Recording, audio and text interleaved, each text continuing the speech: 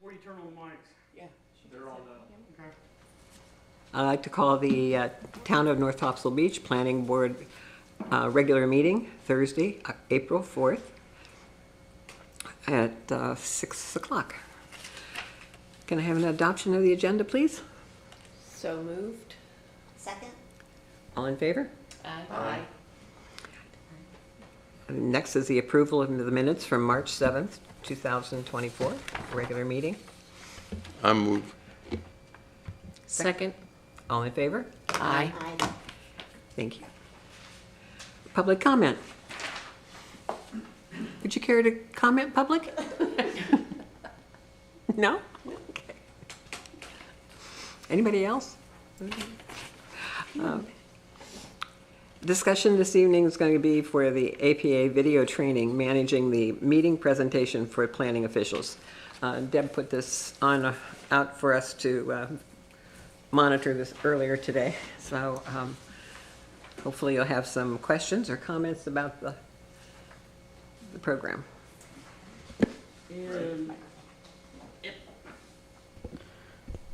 I'll give you a little intro on this. How many of you were able to preview it before this evening? 1, 2, so 3. I'll raise my hand. I actually thought this was pretty good. I was thinking that if it was like the last one, I was going to like skim through it and then jump in there and do it, because I really find meetings in the psychology, sociology of meetings very fascinating, and especially the challenge of doing efficient meetings and productive meetings rewarding.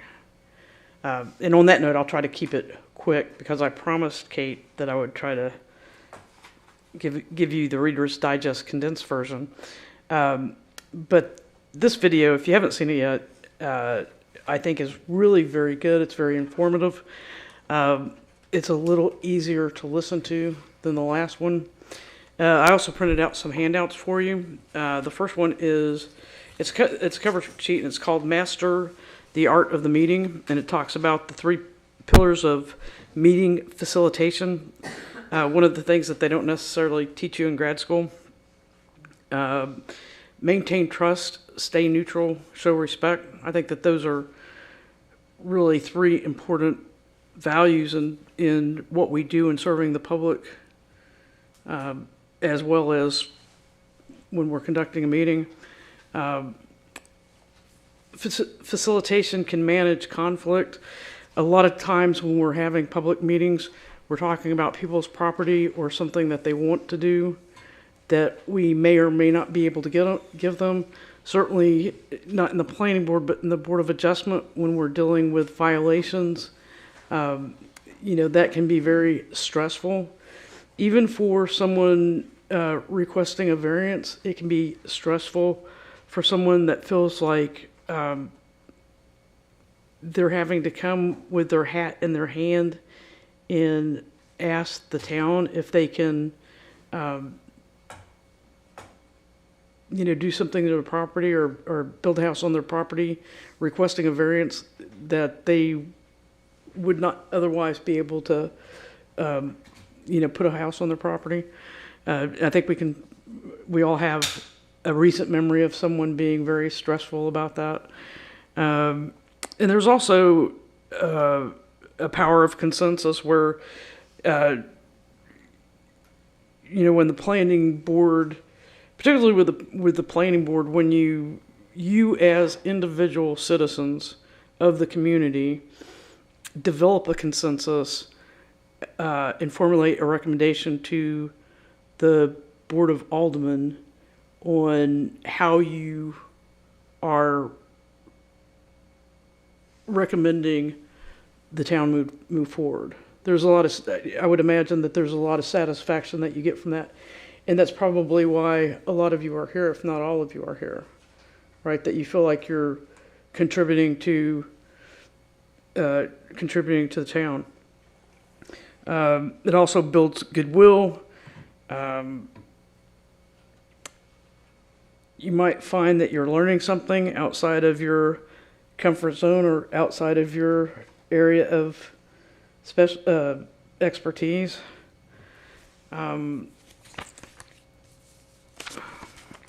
The handout, I printed like a little short piece, probably violated some copyright stuff, but there is a chapter, there's an executive summary, and then there's another little quick chapter. I know it's little print, but for those planning nerds, which I think that all of you are planning nerds like I am, so I mean that affectionately. Later when you get home and you pour yourself either a scotch or a cup of coffee, you may enjoy reading those. You might need your reading glasses because I do apologize for the small print. Also, there's PowerPoint for the that goes directly along with the meeting or the presentation that we're having tonight. In addition, and I might be one short, I think I might have short-sheeted Stu, but there's an evaluation sheet. So kind of keep that in mind as we go through the meeting, and feel free to fill that out at the end of the meeting and turn that in either at the end of the meeting or get that back to me. Okay. Yeah, is this an evaluation of our meeting or of the video we're watching? This meeting and of the video, but of the presentation, but it's more of it's kind of practice on how we can do things better, right? It goes along with this self-critique, right? I think there's a degree of bravery whenever you critique yourself, right? All right, so if everybody's ready, Ricky, we'll go ahead and get started. And then I'll ask you some questions at the end of this. If I printed them out.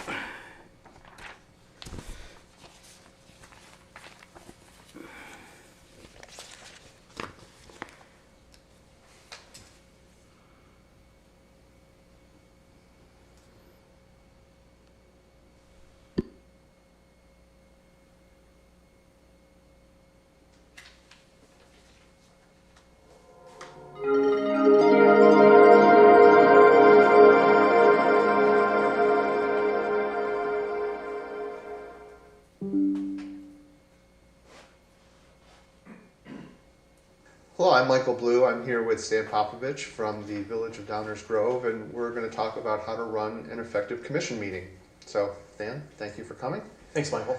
If we could get you to maybe tell us to kick off, why is it important to run a good meeting? Or maybe you've got an example of a meeting that maybe didn't run so well that could kind of help us understand that.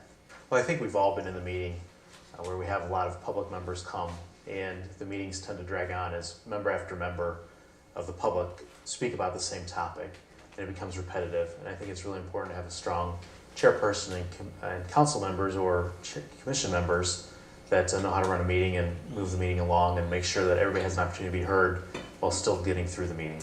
Absolutely. And just to be clear that we know what we're talking about, what's the difference between a public hearing and a public meeting? Is there a difference? There is a difference, Michael. Public meeting is whenever a quorum of the public body is present, but the public may not be invited to participate. A public hearing invites the public to participate, and there's a specific time that they can participate in a public hearing. Okay, so it's possible that a public hearing could be part of a public meeting? That's correct. Okay, so there could be some overlap. Yes, there is. Okay. So every meeting I've been to has got some sort of agenda, right? It gets posted ahead of time and so on and so forth. Where does that agenda come from? Is that something that the staff creates, something that gets created by the chair of the commission?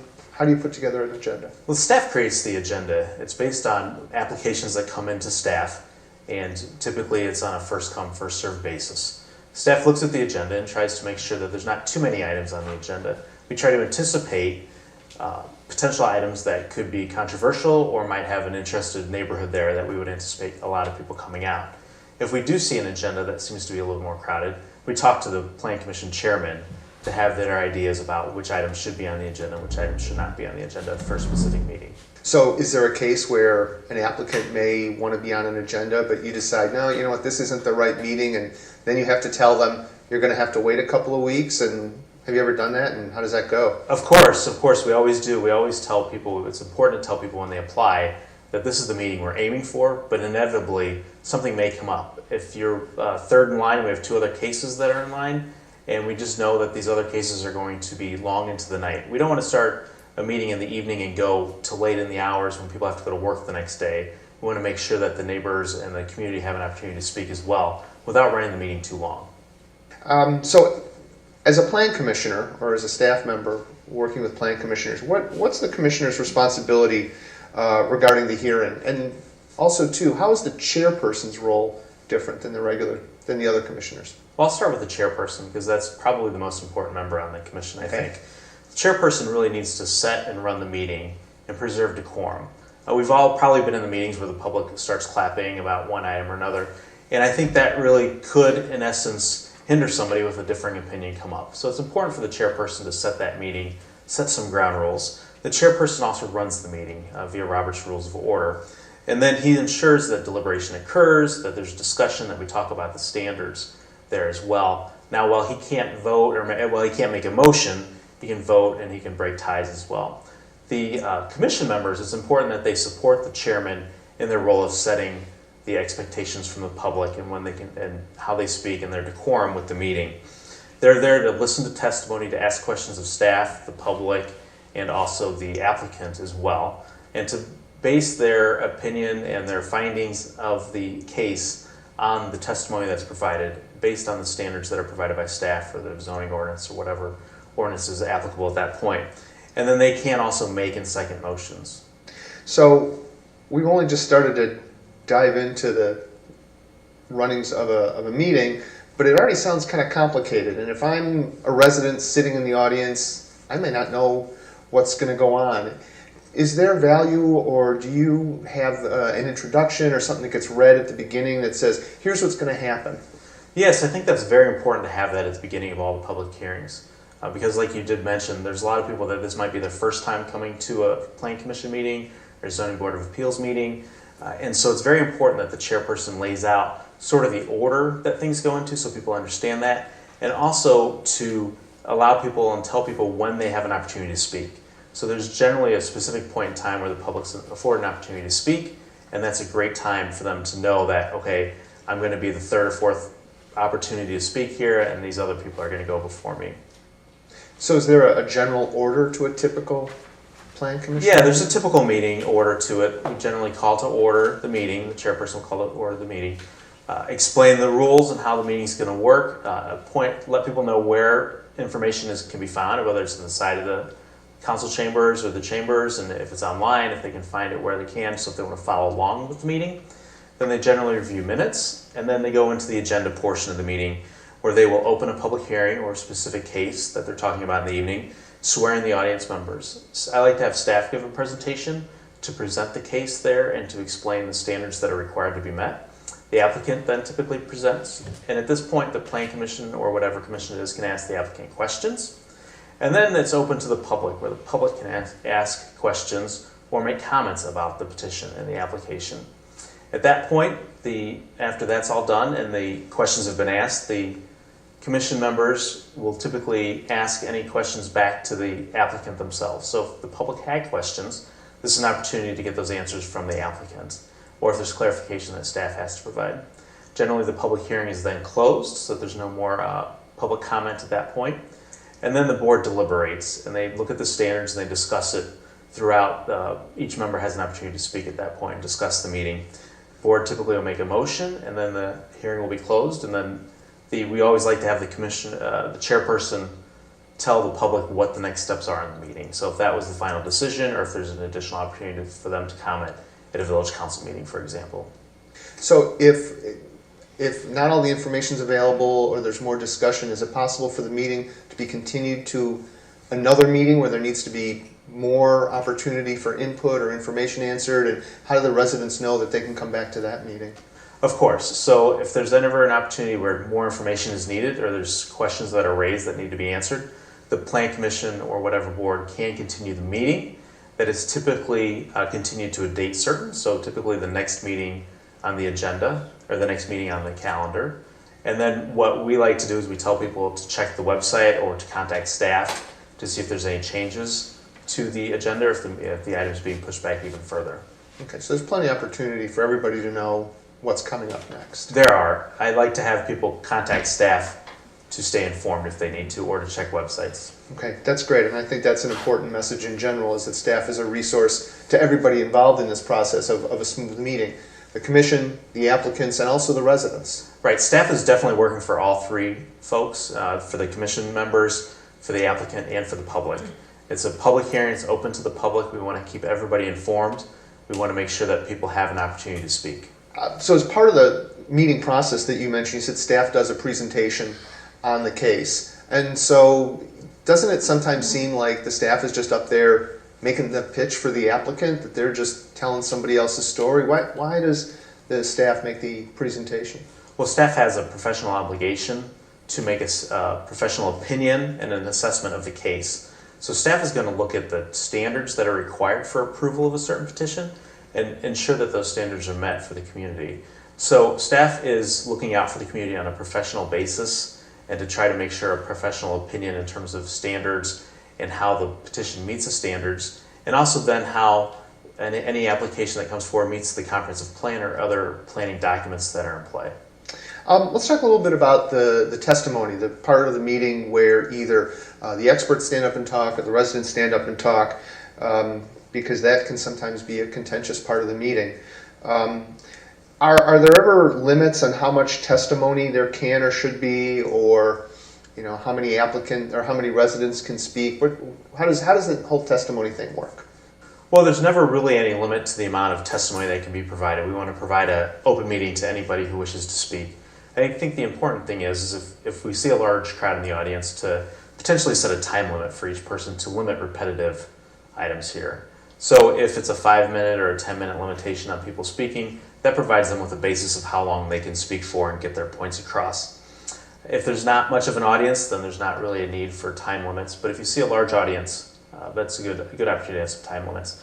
Also, the chairperson, if he notes that any repetitive comments, if there's a spokesperson that's going to speak for the neighborhood, that's important too. So the spokesperson can come up and say, I speak for these fellow 20 residents out here and these are our concerns. Then the board knows that there's 20 residents out there and they're not each coming to the podium to speak, which takes time and can add time to the meeting.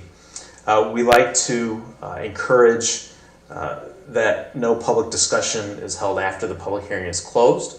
Once the public hearing is closed, no discussion should occur from the public, no additional comments.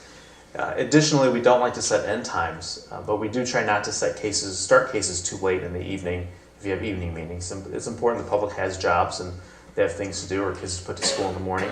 And so it's important that we maintain our time frames and allow them an opportunity to speak when it's not too late in the evening as well. And I think that's a great point. I think everybody's got a story about a marathon meeting that went till 1 or 2 o'clock in the morning. And sometimes those are necessary because a decision has to be made because of some sort of timing matter. But in general, when people are tired and they've been around a while, the decision and the discussion is probably not as good as it could be otherwise. Correct, I would agree. It's really important that people tend to get tired. They've been sitting at the dais listening to testimony for a few hours there as well. And then there's also members of the public that have spent their evening waiting to speak. So in trying to keep the meeting moving along, a time limit sometimes is necessary. And I know sometimes there's discussion about whether the speakers should be one pro and one con person as well. And I don't think that's necessary. A lot of times you'll have a neighborhood group come out that's all against the proposal or all for a proposal. And I don't think it's fair to call out a pro versus a con and hear back and forth. Just let the opportunity for the public to come up. That goes back to meeting decorum, so everybody's clapping, then maybe that one person has a different opinion, is a little shy to come up, but we always encourage everybody to come up. Well, it's interesting, you mentioned it a couple of times that there can be clapping at meetings and there can be kind of some emotional responses that are parts of the meeting. But so that can play out in the testimony as well. Some folks that will testify at a hearing, they'll be called expert witnesses, right? They're a traffic engineer or somebody with a professional background or the land planner. And then there are residents testifying. What's the difference in the testimony of, say, an expert witness and then a resident who's got a concern that they want to bring forward?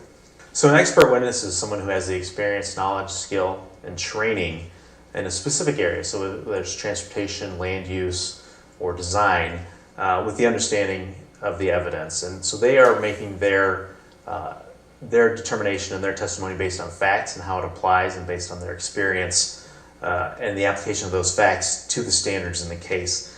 Now, an opinion from participants may be an anecdotal story or a hearsay rather than actual facts.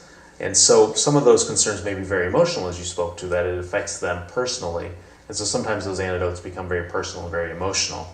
The plan commissioners must take all of this into consideration, so it's a very unique challenge for them to take this all into consideration. But they really do need to look at the facts of the case and the standards of approval that are in the application. So what we're saying is just because the concerns of a community might be very emotional and very real, or there might be a lot of people in the room, that's not necessarily what makes the decision.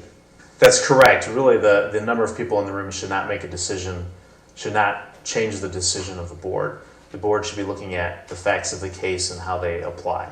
So to take another step in terms of testimony, can anybody ask anybody a question at a meeting? So if the transportation engineer is up doing their presentation, can one of the residents just kind of politely raise their hand and say, could you please explain to us how many cars are going to be there? Is that the way the meeting works, or is there a structure to it? There should be a structure to it. So you should have that resident, if that resident raises their hand, come to the podium or wherever the public is speaking and ask that question. I think it's easier, and it should be easier, if those questions are taken down by the commission members, and then after the public has spoken, address those questions back to the applicant so that they can answer those questions. The back and forth between two members of the podium just does not help decorum. Sometimes that can become more argumentative or emotional in that sense, and then I think we lose some of the qualities of a public hearing. So the idea of maintaining decorum, and you mentioned this is part of the chair's role. I guess this is another point at which the chair is very important to this whole process. They're really kind of measuring this, and I know I've seen situations where the chair has really, again, politely and professionally had to say to people, thank you for your comment, we've heard that several times, is there anything new that you'd like to bring? And that can be a real tough job for a chair, can't it? It's a very hard job, especially when the audience is full and everybody believes that their opinion is a little bit different than what was heard before. But it's important to continue the meeting along so that everybody has an opportunity to speak. It's also important that the chair holds these meetings and manages these meetings so that we don't get into argumentative ideas here or booing or anything like that. We should allow people to have an opportunity to speak freely without feeling pressured. I think that's very important, and I've also seen situations where the rest of the commission can be helpful to the chair, that they may also remind the public, or they may phrase their questions in a way that kind of takes some of the emotion out of the room and really makes the case about fact. Yeah, committee members are very important too as well, to back up the chairperson. I've seen it as well after some emotional testimony of taking a break, a 5-minute break, just to let emotions cool down a little bit and come back. So let's turn a little bit to the idea of how do we make the commissioners better armed, if you will, to be able to do this. So if a commissioner gets their packet and they look through it before the meeting and they have a question about a fact or an idea or something in there, what do? Can they call staff? Should they call staff? They should definitely call staff. If there's a question on the agenda, they should call staff to discuss what's going on. A lot of times some of the questions that the commission members ask are more technical in nature about a zoning ordinance regulation. And so that's something that staff can explain to them, that this is what this means, this is how this is applied. If it's a question that they have for staff that really gets to the case itself, then it's better that we'll advise them to ask that question during the commission public hearing. Because that's a good question for all the commission members to hear, and it's a good question to have answered in the public realm. If the commission asks a question, or if there's parts of a case that might be require a specialty, do other members of the community staff ever come to the meeting? That engineer or other folks that aren't necessarily the planners? Yeah, there's always an opportunity for other staff members to come. So if there's petitions that deal with transportation, your transportation engineer can come. If there's public works questions, any stormwater questions, an engineer can come. If there's other ideas out there that the planning staff doesn't have expertise on, it's important to draw those members that do so that they can answer any commission questions or public questions. That's great, because we know that it's not just the planners, the community development department that's part of the process. It's the entire community staff that help build the expertise that's there. Correct. The planners tend to know a little about a lot of stuff, and so it's important to have those background experts and other staff members that have that specific expertise to answer those questions, and sometimes to get into the technical answers behind a specific question. Do you typically have your corporation counsel at your plan commission meetings? We do not have our council at the Plan Commission meetings. Okay. I know that some communities do, and I think it's just sort of a matter of personal community preference. It is a matter of community preference. Sometimes if we anticipate a very controversial item, we'll have counsel here, but for the majority of the items, there's no counsel. You mentioned Robert's Rules, and that's the way that the chair runs the meeting. I think a lot of people think of Robert's Rules as sort of an arcane, confusing way to take over a meeting. Do you ever find that Robert's Rules causes a problem, or do you find that structure helps the meeting out? I think the structure helps the meeting out. I think it's Robert's Rules light. I wouldn't say that all the Robert's Rules are followed, but I think generally in the process and how meetings are moved along, that's how Robert's Rules applies. I think that's a very excellent way to describe it. And what about the role of the staff at the meeting in terms of helping out the commission as they're going through and kind of sorting out what to do? I mean, I know I've been at meetings where things maybe kind of go a little bit askew, or there's some confusion about how people should vote or where should we go. And is it all right for the chair to kind of look down at the staff and say, Stan, help me out here, what do I do? And does that happen, and is that sort of out of decorum of the meeting, or is that okay? I think it's very important for the chairperson to do that. It moves the meeting along and makes sure that we're getting the answers and the recommendations that we need to move it to council. If there's any questions about voting, that's always important too, whether it's a even number board that night and whether you need a majority to vote for something or to approve something. And if it does end up in a tie, what does that mean moving forward as well? So that's very important. It also helps if sometimes the topic and the discussion can get off track. And so it's important for staff to draw that discussion back into what's being discussed and what needs to be approved that evening or what needs a recommendation that evening. Do you ever stop and read back the motion to the commission just so that everybody's on the same page and people know what they're voting for? Yes, that's important to do. Sometimes the motions are very straightforward, but other times they're a little confusing, especially if somebody adds a condition or wants to change the motion slightly. So it's important to read that back to the commission members. It's also important to explain on some motion it's confusing. If you vote yes, you're really voting no for something, or if you're voting no, you're voting yes for something. So it's important for the members of the commission to understand what they're actually voting for. I know that in a lot of places the recommendation is always you make a motion in the positive so people know how they're voting. Right. Absolutely. So we've talked about all this expertise that's involved, and we've talked about the role of the commission. The commission is going to be making a recommendation to the city council or the village board. If it's just a recommendation, what's the big deal about the plan commission and the public hearing? Why do they do this? Well, the plan commission is important, and any public hearing body is, because they actually conduct the public hearing. So at council, it's a public meeting, but in this case, it's a public hearing where the people of the public are afforded an opportunity to speak. The commission members are members of the public, residents of the community, neighbors of the public, and so they have a different perspective on things. This could affect them personally, whereas staff may not live in the community or may not be affected by this. Additionally, the Plan Commission meeting has more interaction between staff, the applicant, the commission members, and the public. There's more discussion that takes place at these meetings as well. And then concerns about proposals can be addressed at that time too. The commission could choose to continue it so the applicant could work on something without having to move it before the council.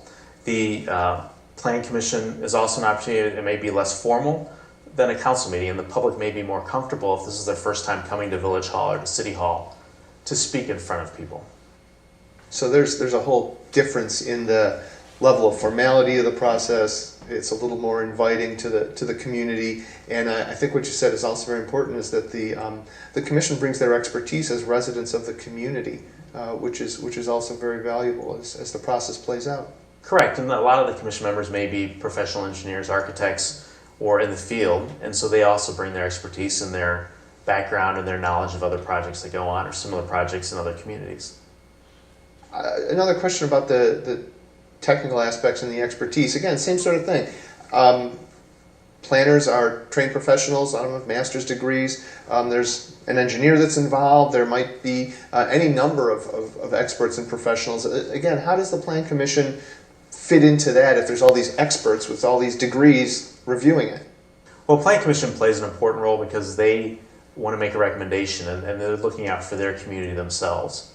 And they're trying to make sure that what's proposed or what's applied for meets the standards in the zoning ordinance. And it's a check and it's a recommendation for us. They're interested in making their community a better place, and they want to provide a place for the public to speak and offer their opinions. And so that's what the Plan Commission does. So as a staff, how do you go about providing training or some understanding to the commissioners of how the meeting is going to run? I mean, part of having a good meeting, an effective meeting, is having a well-trained commission. How do you help the commissioners understand how to do a good meeting? Well, we always talk to our chairperson before the meeting and tell them, explain what's on the agenda and what's coming up and what we anticipate as a staff as any potential issues. We try to hold training with the Plan Commission members once every couple of years at the minimum to talk to them about new rules and regulations, new laws that have come out, and to see if they have any concerns about how the staff reports are written, how the meetings are held, and how information is provided to the public. So we try to provide them with information and these training opportunities like we're doing today. So Stan, we've talked a bit about the complexities of the meeting, the importance of the chair in maintaining decorum, keeping the meeting going. What would you say are some of the top 3 or so qualities of a good Plan Commission chair or a good commission chair in general? The first one would be that I believe the chairperson has to be a little empathetic. A lot of people will be coming to the Plan Commission meeting for a first time to a public meeting, and they might be a little scared, they might be a little emotional about something that might be affecting them. So to be able to be empathetic to that person and let that person talk, but while still maintaining the rules. I think secondly, the chairperson has to be somebody that runs a well-oiled meeting in terms of making sure that things are followed, the rules are followed, that the process is followed, the due process is provided. I think it's also important that that person can draw comments out from the different commission members. It's important that everybody has an opportunity to speak and that he offer that opportunity to everybody to make their comments. And then also to make sure that if there is a discrepancy or a difference of opinion on the commission, that difference of opinion doesn't boil over into an argument, that there's a professional decorum, there's a professional understanding between the two people of how they act, and that both commission members act responsibly and professionally.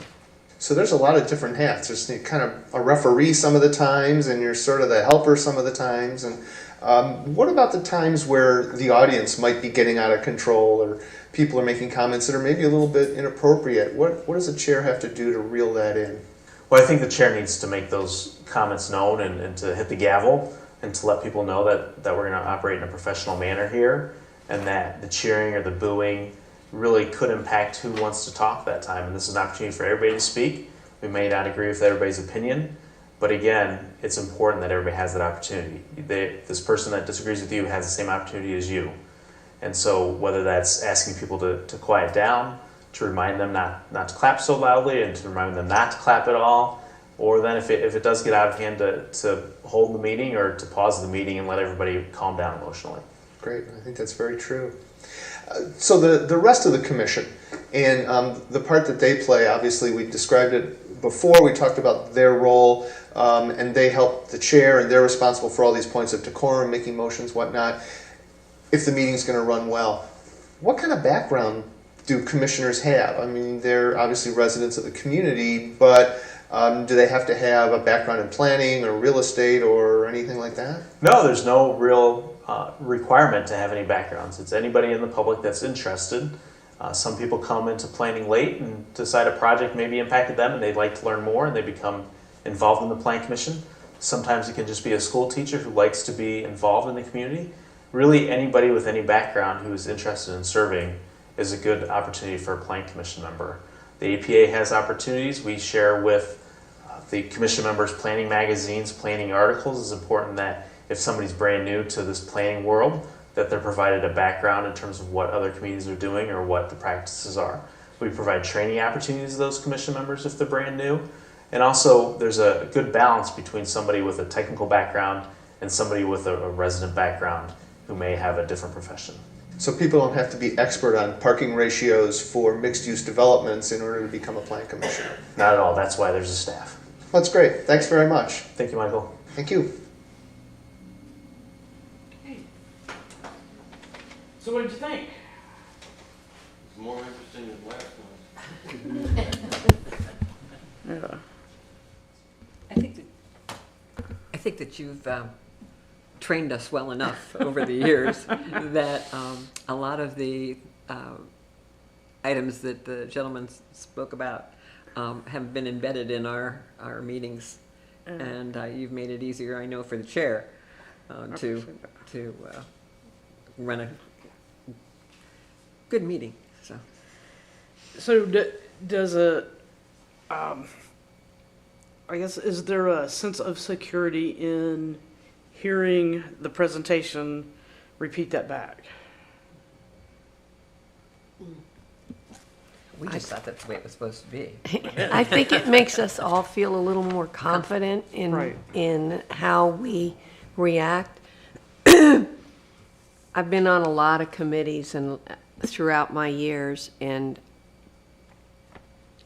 that pertains to almost any meeting that uses Robert's Rules of Order. I mean, way back to my sorority days in college. It helps you maintain control of the situation. And I think also a fairness and equity when Right. in participation, allowing people to contribute, and also collecting different opinions, different points of view before you make a decision, or if you're doing an analysis or something like that. So.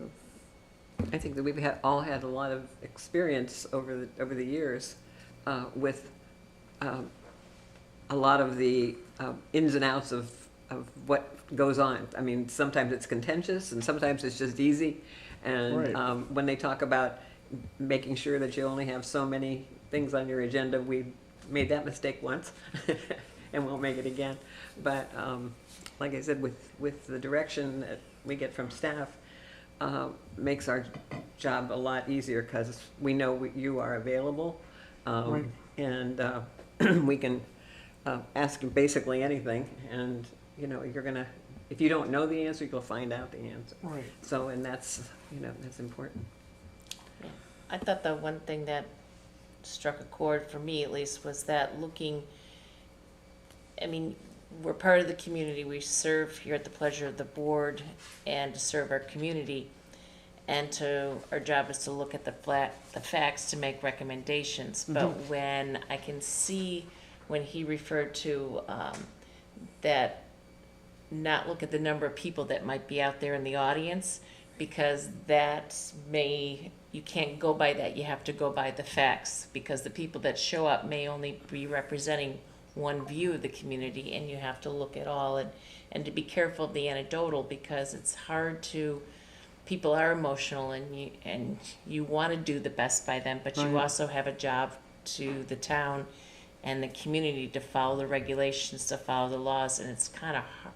I could see where it'd be a little hard to not fall into that trap of then, and I shouldn't say trap, that's a bad word, but to fall into that where the empathy oversees the regulations or the rules.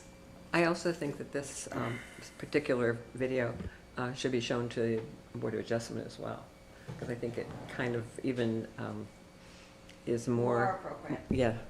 I was thinking about More. sending them the link whenever I sent it to the planning board to preview, and I didn't just because I was trying to stay focused, and I was like a gerbil today. But I will do that. I'll send it out. And of course, it's available, but I'll send them the link and invite them to preview it. So, yeah, I think that's what I enjoy the most about planning and working with the planning board, is because the more that we go through different meetings and different processes, the more that we learn and the more that we learn to do better.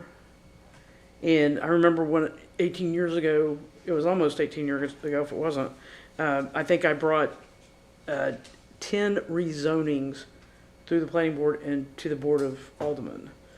And I said, I will never do this again. I've learned my lesson. But I was trying to move things along and trying to get things done, but there's not always wisdom in trying to pack up your wagon like that. So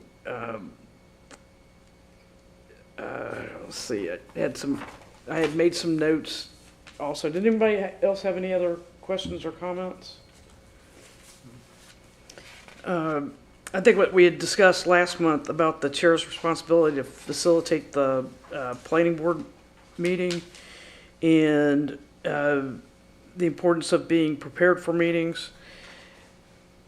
Last month, there were also some questions that I think that Fred brought up the question of the site visits, and then Terry and Stu had said, can we make site visits? And I will encourage you, I know we didn't get a response back from Brian, but I will encourage you to do site visits. And for the simple reason being that even doing permit reviews, and as many as I've done, where I have a black and white site plan, and when you're reading a black and white sheet of paper and you think you're seeing all the details there's nothing like actually going out on the site and seeing something, because, and I'll give you an example. When I'm looking at a site plan and say there's information that's not on that site plan, such as wetlands, right?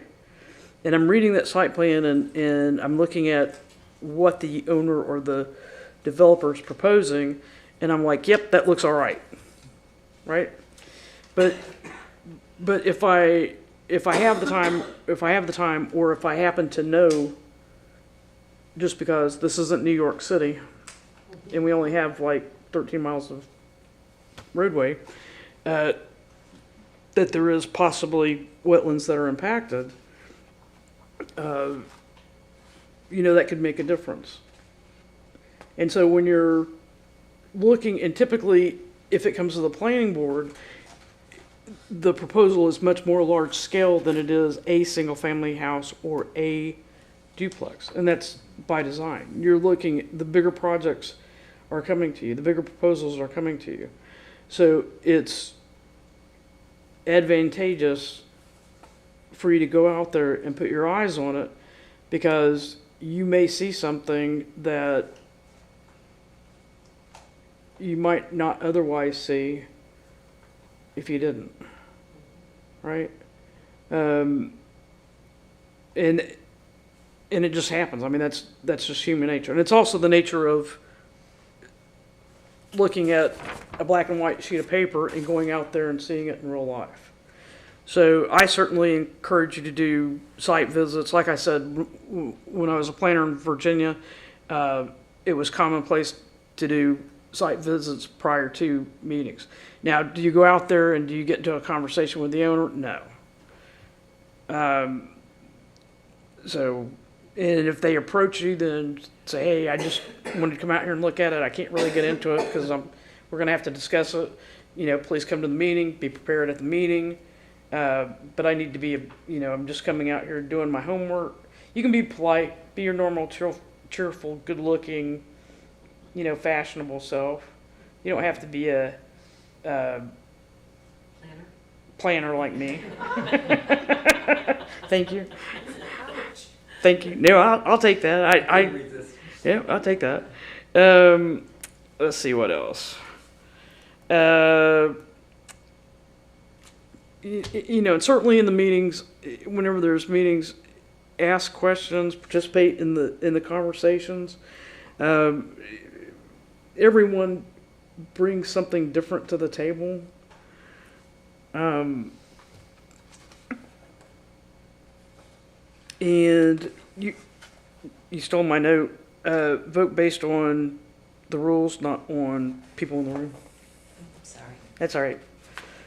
Just shows you're a planning nerd just like me. That's why you're here.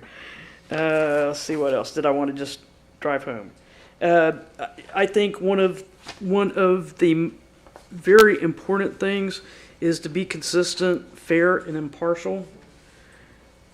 And at the end of the day, if we can say that we were consistent, fair, and impartial, and that we treated everyone that walked in the door the same, and we weighed their consideration and their application based on the comprehensive plan and the zoning ordinance and the rules that we have, and that we treated them with the respect that that we want our citizens to be treated, then I think that that's a successful meeting, no matter how you slice it. But that's just my little planning opinion.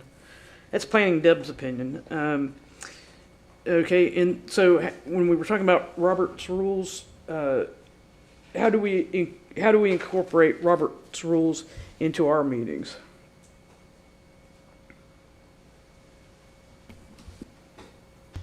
From the agenda on to each motion and just the general running of the meeting. Okay, and where does that come from? I'm not sure I understand what you Well, mean. Robert's rules, addresses voting, and you have a mechanism to, what's a sufficient amount for an item to be passed or not passed. Things of those nature that are generally in Robert's rules, or that kind of form the basis of most organizations that I've been in. The Robert's rules all sort of form the basis of the bylaws that the organization has. They can be bylaws, or what's another name for it? Ordinance. No. Rules of procedure. Yeah. So But generally, the bylaws and the rules of procedures follow Robert's Rules of Order, so you kind of forced to follow the Robert's rules. Right. I think that Robert's Rules gives everyone an opportunity to discuss, make sure that their opinion is heard and discussed, and making sure that if we do have a motion, that we have discussion before we vote, so that everybody is prepared to make a vote, and gives you an opportunity to ask those questions that you might have. I think it also gives you structure, Mm-hmm. so that nothing gets lost in the minutia of things that, you make a motion that it has to be voted on, or this or that, and so it's easy, it's a roadmap, basically. Right. So wouldn't it also give you like a protection in the event that somebody complained and said, well, you didn't follow your procedures, and you pulled out your rules of procedures and you said, well, this is how we did it the last time, this is how we did it this time. The meetings are streamed. How is this different? Right. It also takes out the emotion. Yeah. It doesn't leave room for you can draw right back into it when it gets emotional. Just get right back where you need to be. Yeah, and it eliminates the subjectivity of a lot of things. It's not, it takes your opinion out of stuff, and, I think it should be this way, I think it should be that way. No, it's in black and white, it's written, this is the way it should be, this is the way it is, and then it takes all speculation out of the whole issue. Yep. Absolutely. Okay, I think that's all I had.